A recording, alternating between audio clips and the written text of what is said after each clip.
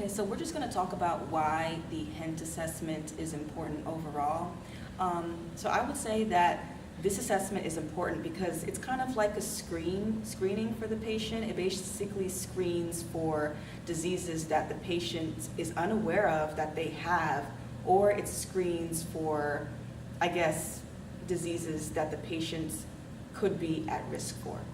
Yeah, and also HEENT is usually the initial part of a general assessment after vital signs. Enjoy our video that we put together for and you I hope guys. it helps you guys. And it Love you guys. Okay, see you. Bye. Hi, my name is Nurse Jenny. I'm going to be taking your vital signs today. Can you tell me what your full name is and your date of birth, please? Asia tumor 6997. Perfect. Did you have any questions before I started? No. Okay. I'm going to assess your pulse rate first. All right. Just.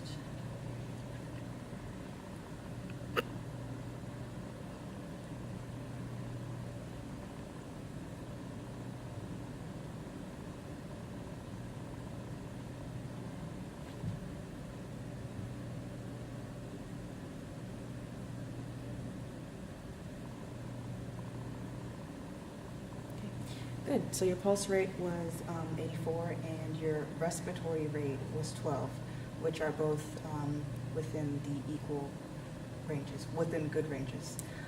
Next, I'm going to take your blood pressure. Okay. Do you prefer an arm? Can I take it Doesn't on? matter. Doesn't matter. We'll go with your left. I'll just help you there. Mm-hmm.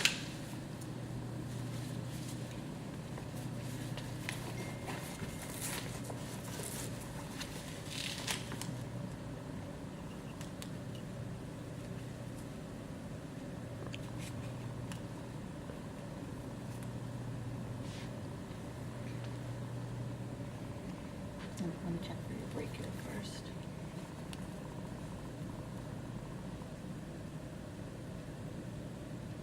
Brachial. Let me do your brachial. I'll just help you here. Thank you.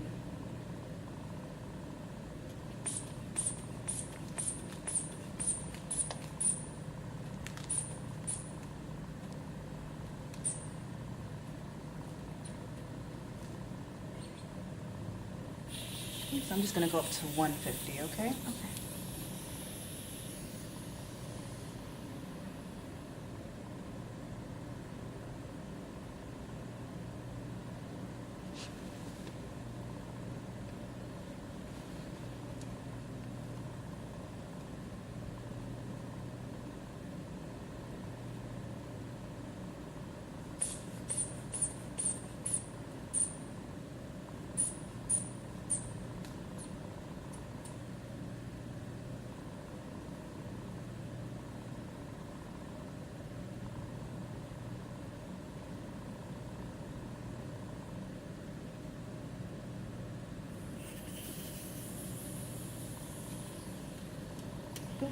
Your blood pressure was 110 over 80. Okay. Is that within a normal range for you? Definitely. Good.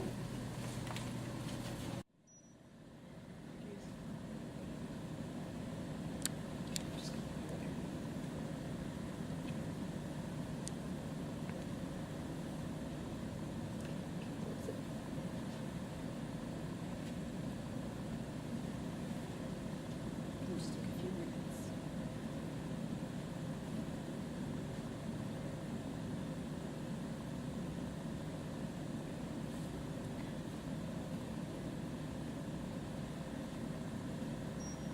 Good. 98.7. So no fever? That's nothing of that nature. So you're fine. Next, I'm just going to test the oxygen level in your blood. Okay. So I'm just going to put this pulse ox on your pointer finger. All right? Leave that on for a few seconds.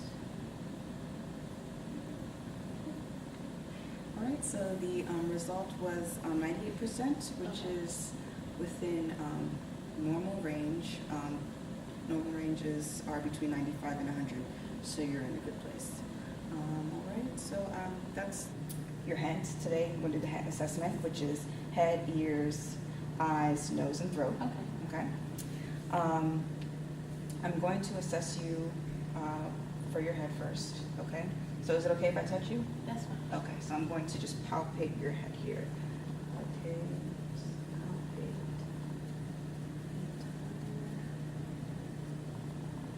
Okay. Do you ever feel any lumps, or have you had any pain or surgeries or trauma to your head before? Do you suffer from headaches? No. Okay. Well, I didn't feel any lumps when I palpated. I don't see any scars or anything like that. No lesions. Your skin color looks good. Everything looks equal. I am now going to feel for your sinuses. We're Okay. going to do maxillary and then frontal. Okay. So I'm just going to go under.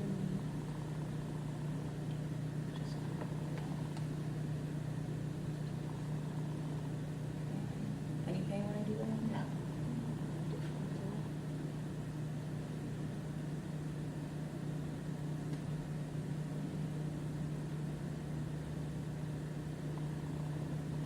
So I didn't feel any swelling or anything, so it doesn't seem like there's any congestion in those areas.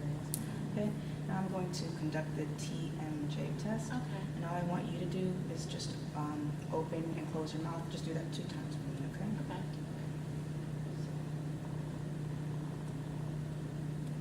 Okay, good. So everything feels equal. I don't feel any weakness when you open your mouth and closed it.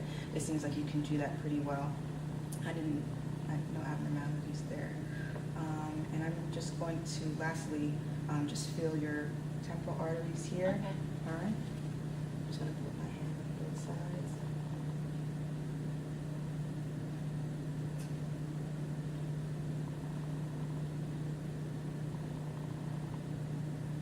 Good.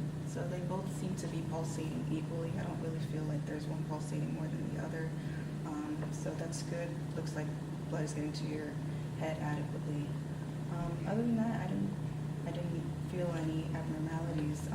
So again, you never have any headaches, no pain or anything like that. Everything seems pretty good. Okay. Well, any questions for me? No. No? Okay. Well, that's good. Are you in a comfortable position? Yes, it's fine. You're good? Okay. Well, here are your personal belongings. Here is your call bell. I'm just going to scan the room for any safety issues. And if you need me, you just call me. I'll be right outside. Okay, you're welcome. Okay, so I'm just going to explain some abnormal findings for the head. One of them is microcephaly, and it's when you start examining the patient's head and when you start palpating the head, you're obviously going to feel for the size. So an abnormally small head would indicate microcephaly. If the head isn't symmetric and it's asymmetric, which means it's basically unequal, that would indicate right facial palsy, which is kind of like droopage of the face since it's not symmetric. If you feel any depressions or unevenness when you're palpating the head, especially in the skull region, that can indicate skull injury. Also, when you are performing the TMJ test, if there is limited movement in the patient's jaw when they open and close their mouth like this, that can be an indication of temporal mandibular joint disease. Also, if the temporal arteries are tender or they feel a little bit swollen, that can indicate temporal arteritis. And the last one, when you go and feel for the sinuses, if it's tender or swelling for the maxillary and the frontal, that can indicate congestion or a sign of infection. And those are basically the main abnormal findings that you'll find in the head. Today I'm just here to give you a head, ears, eyes, nose, and throat assessment, and I'll just be focusing on your eyes right now, okay? Okay. So Have you had any any visual changes? Mm-mm. Have you had any surgeries on your eye? Have you had any peripheral vision issues? Nothing like that? Mm-mm. No pain in your eye, anything like that? Okay, great.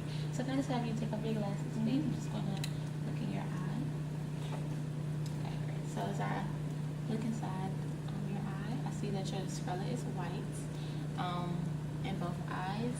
Your pupil is black, and I rate that 4. And your iris is brown in both eyes. I don't notice any yellowing of the sclera, which can indicate jaundice, any redness, and your pupil size is not bigger than 5 or smaller than 3, so that's also great. Okay, so the next thing I'm going to do is do a confrontation test.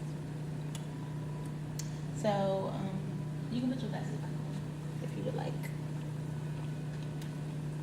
And I'm just going to have you cover one eye, and I'm just going to get behind you, and I want you to look straight ahead and let me know when you can see my hand and your peripheral vision, okay? Yep. Okay, great. Can you now cover the other eye? Look straight ahead and let me know if you can see my hand and your peripheral vision. Okay, perfect. So now what I'm going to do, I'm sorry, take glasses back off. I'm so sorry for this. I'm going to do the parallel exam on you, which is testing to make sure your pupils are equal, round, reacting to light, and accommodate. So I'm just going to have you look straight ahead.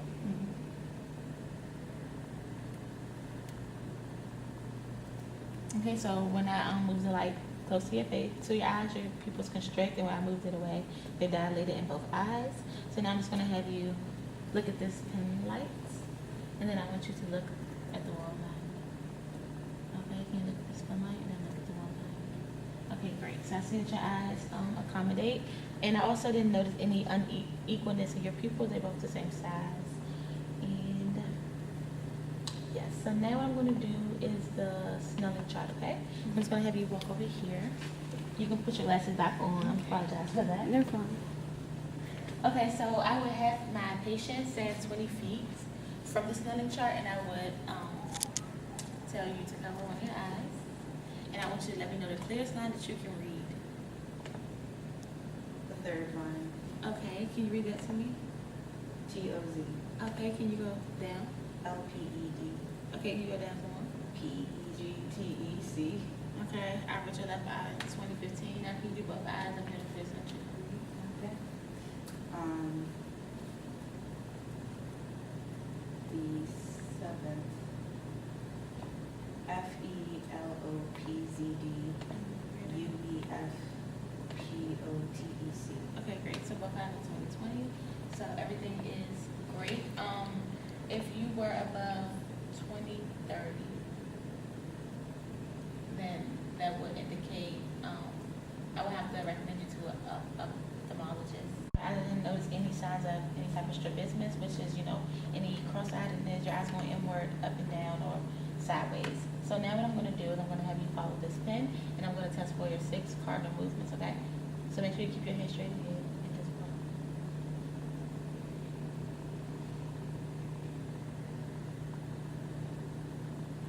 Okay, great. So your cranial nerves 3, 4, and 6 are intact, and you were able to follow all 6 cardinal movements, so you have your ocular movement is intact. And as I'm back, so some abnormal findings for the eyes, like I stated in the previous clip, if the vision is poor than 20/30, which means that the patient sees what a person sees at 20 feet, at 30 feet, they need to be referred to ophthalmologist, because that can indicate maybe they need a new prescription, or maybe they have an issue with their eyes.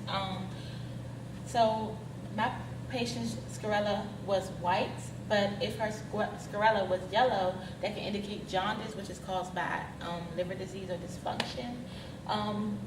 Any pupil abnormalities that a patient has could be caused by a dysfunction of the oculomotor nerve, which is also the cranial nerve number 3.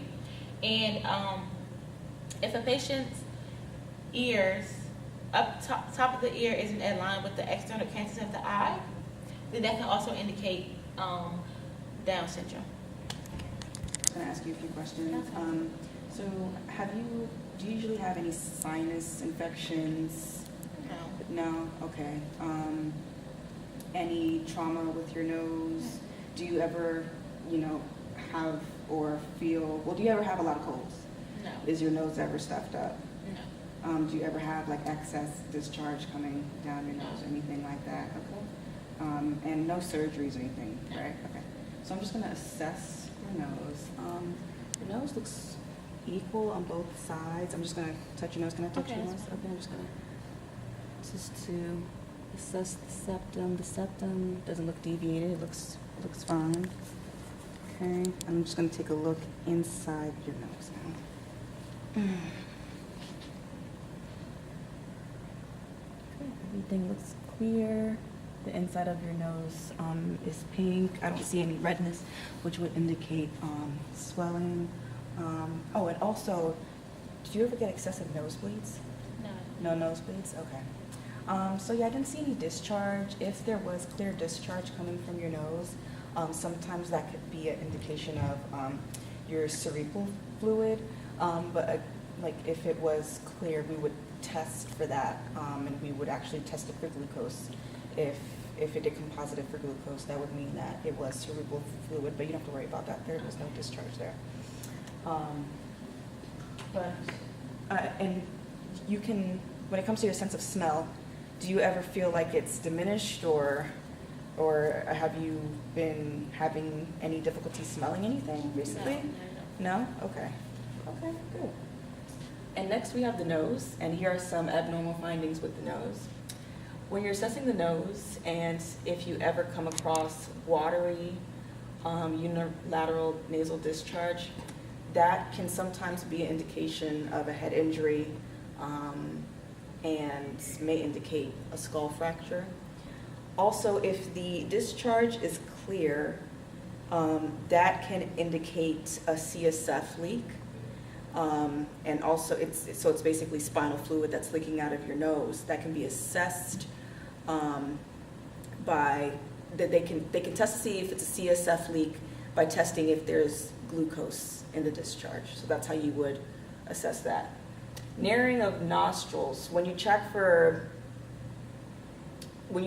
nose and you see that there's a narrowing of the nostrils, it can be associated with chronic obstruction. And also, when you are looking in the inside of the nose and you illuminate with your pen light on the inside, if there's an absence of a glow during translumination, it usually indicates that the sinus is congested and filled with secretions. If you just don't see if you don't see the nose clear enough, or if there's an absence of that. And those ear infections recently. No. Any surgeries to the ears? No. Have you felt like you haven't been able to hear very well? No. No, everything is equal. You can hear Yes. equal sound in both ears. Perfect. Okay. Well, just going to get my otoscope here, and I'm just going to assess your tympanic membrane, which is your eardrum. Okay. So I'm just going to pull it up. Side. Just going to.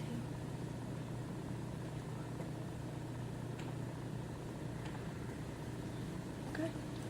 So everything looks good with the tympanic membrane. It's clear, it's translucent, and it's gray. So I don't see any signs of infection. You do have a little bit of earwax, but nothing out of the ordinary. I don't see any foreign objects in there. So everything looks pretty good. Okay. So now I'm just going to do a couple of tests. Okay. The first is called the whisper test.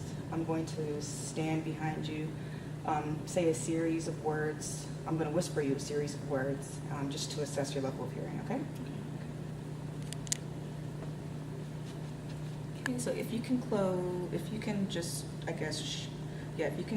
put your hand on your right ear for me, okay? Good, okay. And if you can do the same thing with the left. Okay. Mm-hmm, good. And just both ears now.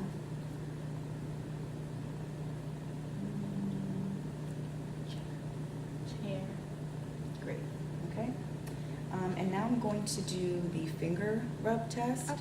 I'm just going to rub my fingers on one side of your ears. I just want you to tell me if you can hear the sound of my fingers rubbing or not, okay? Okay. And also tell me which ear you hear the sound at, okay? I'm going to start. Okay. This one. Okay. This one. Okay. Oh. Great. Perfect. All right. So, I think that's good. I didn't find any abnormalities. When I checked your eardrums, I didn't see any infection or anything like that. So, and you seem like you hear pretty well. So I don't have any thing else to say about your hearing. So are you in a comfortable position? Yes. Yes? Okay. I'm just going to give you back your belongings here. Call bell if you need me. I'm just going to scan the room for safety. Did you have any questions? No, I'm fine. No? Good. Okay. Well, if you need me, I'll be right outside. All right. Have a good day. Okay, hi guys, I'm back again. I'm just going to state some abnormal findings for the ears. So, whenever you are assessing a patient's ears, if you ever come across any edema of the auditory canal, that can be an indication of otitis externa. Also, when you are assessing the tympanic membrane with the otoscope, if you ever come across yellow fluid, or if you ever see yellow fluid on the tympanic membrane, that is an indicator of otitis media with effusion. Also, if the tympanic membrane is a chalky white color, it can also indicate infection of the middle ear. If you do a finger rub test and for some reason the patient didn't pass the test, it could be an indication of high frequency hearing loss as well. So those are just, three main points of abnormal findings in the ears. Right now, I just want to focus on the mouth and throat of the head, ears, eyes, nose, and throat assessment, okay? So as I'm just inspecting your lips right now, I see that they are pink and they're moist. I don't notice any lesions or any redness, any cuts or anything like that, so that's great. So I'm going to just have you open up your mouth. Oh, can you smile first? Okay, so I don't see any caries on your teeth. Your gums are pink. Yes. Okay, so can I have you open up your mouth? Say ah. Okay, so I would use a tongue depressor, and I would press in her tongue just so I can rate, see inside her mouth, and I would rate her tonsils a 1+ because they're visible. Sorry. A 2+ would indicate that they are halfway between the pillars. A 3+ would indicate they're nearly touching. A 4+ would indicate that they are touching, which can be like strep throat or something like that. She doesn't have that, so she's fine. Let me open up your mouth again, please. I apologize. So I look inside her cheek. I see that her inner cheeks are pink. Her mouth is pink. I don't see any lesions in her mouth, any scars. I see that her tongue is pink, and I see she has taste buds on her tongue. Yes, taste buds on her tongue. Okay. Okay, and I would do a gag reflex to check that. Good. Okay. So have you had any problems with taste? No problem with taste. Okay. Yeah. And I don't smell any odor in her breath. So odor can indicate acetone. Odor can indicate diabetes, ketoacidosis. I don't see that. So I said no odor. Everything was pink. No lesions. No abnormality. Not at all. I didn't notice any thrush, which is could be yeast in the mouth. I didn't notice anything like that. Okay, so is there anything else I can do for you? So these are some abnormal findings of the mouth and the throat. So if you see inspecting a patient's mouth and you notice a smooth or beefy red colored tongue, that can indicate vitamin B deficiency. Like I stated in the video, if your patient has an acetone-like odor, that can indicate diabetes, ketoacidosis. And also an enlarged tongue may also be an indicator of Down syndrome. Assessing your neck, okay? Have you had any problems with your, moving your neck or any stiff neck? Great, stiff neck can indicate meningitis. So that's why I asked. Okay, so can I have you just move up a little bit, please? Okay. So I'm just gonna palpate your neck. I don't feel any masses. I don't see any redness, any enlarged lymph. Well, I will have to feel for lymph nodes. I don't see any enlargements, any lesions, anything like that. Mm-hmm. So can I have you move your head side to side, up and down, and then that you do that already? Mm-hmm. Maybe. Okay, you did everything. Okay, good. So my patient is able to, she has good range of movement in her neck, her cervical area. Okay, so next thing I'm gonna do is I'm gonna palpate your thyroid. So I'm gonna have you put your head back.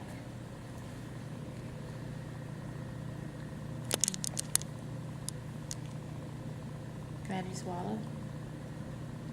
Okay, great. So her thyroid gland was not palpable, it's not enlarged, and also can I just feel your trachea? Her trachea is midline. It's not deviated in any way, which can indicate pneumothorax, and your thyroid being palpable could indicate hyperthyroidism, which you don't have. So is there anything else? Oh, so now I'm just gonna do your lymph nodes, okay? Mm-hmm. So I got the preauricular, the postauricular, the cervical, the submandibular, the submental, and the subclavicular. And none of your lymph nodes were enlarged or anything like that, which can indicate infection. So that's great. So is there anything else I can do for you? Are you comfortable? Mm-hmm. So I'm gonna lower your bed, hand you your call bell, scan her for safety, and thank you. You too. Okay, so some abnormal findings in the neck. So if you're inspecting the patient's neck and you see any lesions or you feel any masses, that can be an indication of goiter or edema in the neck. Limited range of motion or pain can be an indication of a systematic infection, such as with meningeal irritation, and lymph nodes that are enlarged or tender can indicate infection with the head or the throat, such as like strep throat. Your lymph nodes may become enlarged.